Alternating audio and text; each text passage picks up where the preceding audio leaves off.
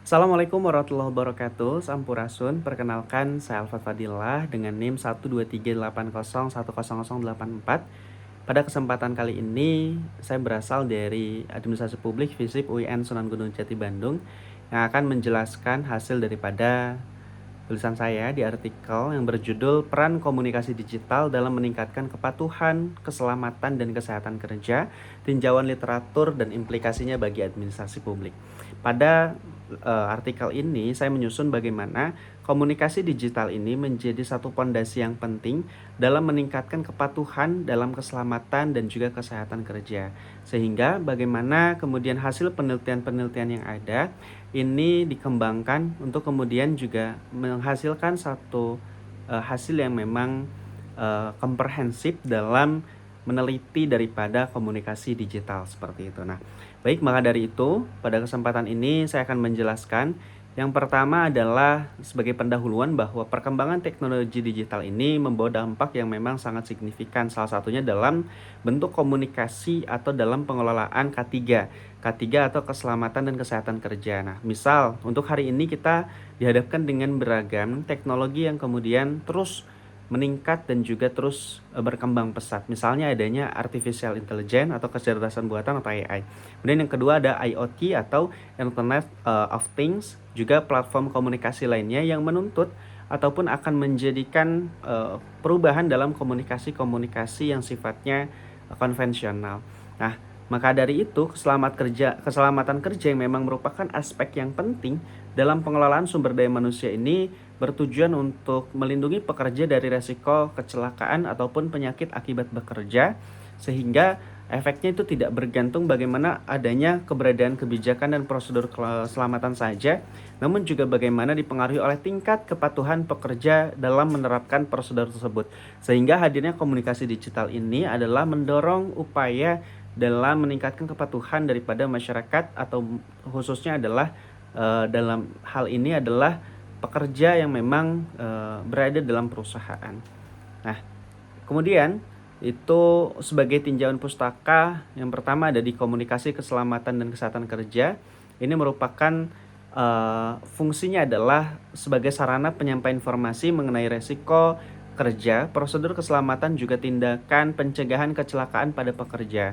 Nah, kemudian komunikasi digital dalam implementasi K3 ini bertujuan adalah bagaimana menggunakan perkembangan teknologi informasi sehingga ini bisa menyampaikan informasi keselamatan secara lebih cepat, luas, dan juga interaktif.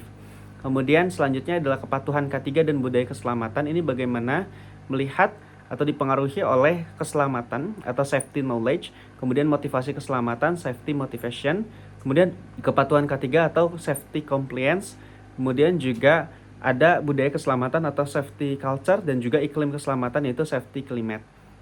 Yang terakhir adalah tentang administrasi publik dan tata kelola keselamatan kerja. Ini berkaitan dengan bagaimana administrasi publik memandang atau perspektif administrasi publik, di mana implementasi K3 merupakan bagian daripada upaya mewujudkan tata kelola organisasi yang efektif, akuntabel, dan berorientasi pada kesejahteraan SDM-nya, seperti itu. Nah, metode penelitian ini menggunakan literatur review atau kajian literatur, sehingga dikumpulkanlah 10 artikel yang memang terintegrasi atau memiliki kekuatan dalam hal Sinta ataupun Scopus, yang kemudian menghasilkan hasil dan pembahasan. Yang pertama, karakteristik literatur yang di-review. Di situ telah saya sampaikan apa saja yang menjadi artikel yang di-review. Kemudian komunikasi sebagai faktor strategis dalam kepatuhan K3.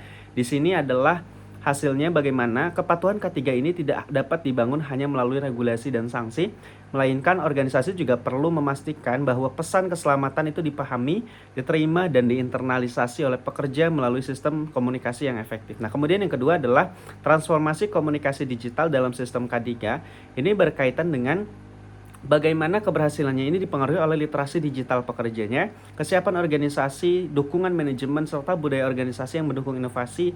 Oleh karena itu, digitalisasi K3 harus dipahami sebagai proses transformasi organisasi secara menyeluruh, bukan hanya penggunaan teknologi baru. Kemudian yang selanjutnya adalah komunikasi, budaya keselamatan, dan perilaku proaktif. Hasilnya adalah menunjukkan bahwa organisasi yang hanya berfokus pada kepatuhan formal seringkali mengalami kesulitan membangun budaya keselamatan yang berkelanjutan. Sebaliknya, organisasi yang mengembangkan komunikasi dua arah dan mendorong partisipasi pekerja cenderung memiliki budaya keselamatan yang lebih kuat. Nah, apa implikasinya bagi administrasi publik? Yang dimana di sini sejalan dengan prinsip good governance yang menekankan efektivitas, efisiensi, dan juga transparansi, juga akuntabilitas dalam penyelenggaraan organisasi publik. Sehingga komunikasi digital tidak hanya berfungsi sebagai alat penyampaian informasi keselamatan, tapi juga sebagai instrumen strategis untuk mendukung modernisasi birokrasi dan peningkatan kualitas pelayanan publik.